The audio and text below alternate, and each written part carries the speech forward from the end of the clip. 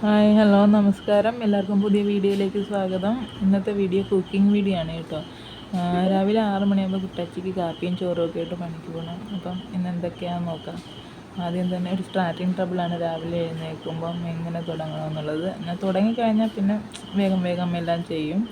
ആദ്യം തന്നെ ചോറിനുള്ള വെള്ളം വെക്കാം.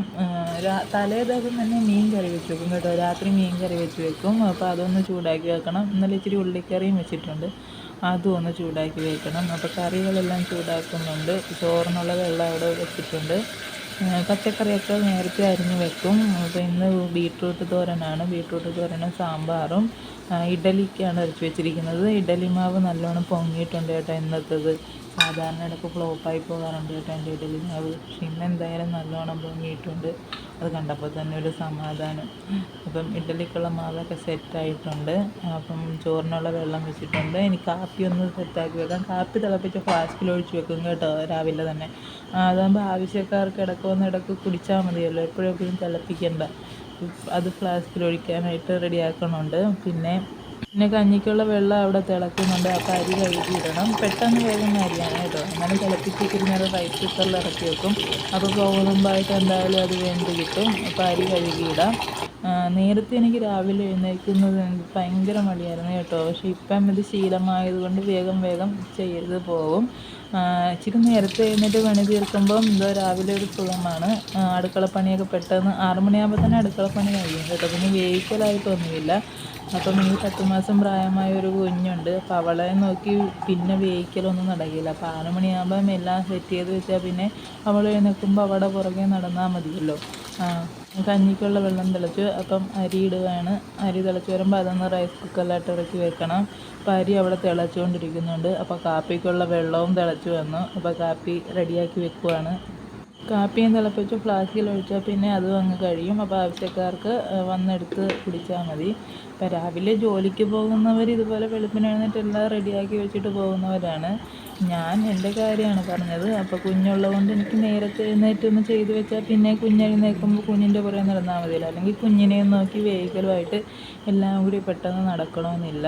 ഇപ്പോൾ വീഡിയോ എടുപ്പിൻ്റെ ഇടയ്ക്ക് കുക്കിംഗ് ചെയ്യുന്നത് വേഗം വേഗം ചെയ്യുന്നതുകൊണ്ട് വീഡിയോയും സെറ്റായി വരുന്നില്ല. ഞാൻ സാമ്പാർ കഷ്ണം അരിഞ്ഞ് വെച്ചു, അടുപ്പിൽ വെച്ചു കേട്ടോ. പിന്നെ ഇഡലിക്കുള്ള വെള്ളവും വെച്ചിട്ടുണ്ട്.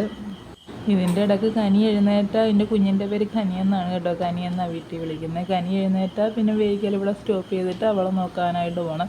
അപ്പോൾ അവൾ എഴുന്നേൽക്കും മുമ്പ് വേഗം വേഗം ചെയ്യാൻ വേണ്ടിയുള്ള തയ്യാറെടുപ്പാണ് കേട്ടോ. മൂത്ത ആളുണ്ട് കേട്ടോ. മൂത്ത ആൾ LKGയിലാണ് പഠിക്കുന്നത്. ജാനി എന്നാണ് വിളിക്കുന്നത്. അപ്പോൾ അവളെ വിട്ട് കഴിഞ്ഞാൽ പിന്നെ ഞാനും കനിയും കൂടിയുള്ള ഇരിപ്പാണ്. അപ്പോൾ അങ്ങനെ വെറുതെ ഇരുന്നപ്പോൾ ഇങ്ങനെ ആലോചിച്ചാണ് എന്തെങ്കിലുമൊക്കെ ഒന്ന് ചെയ്തിട്ടാലോ എന്ന് ആലോചിച്ചാണ് നമുക്ക് ഞാൻ വീഡിയോ എടുക്കാമെന്നും യൂട്യൂബിലൊരു വീഡിയോ ഇട്ടാലോ എന്നൊക്കെ ആലോചിച്ചത്.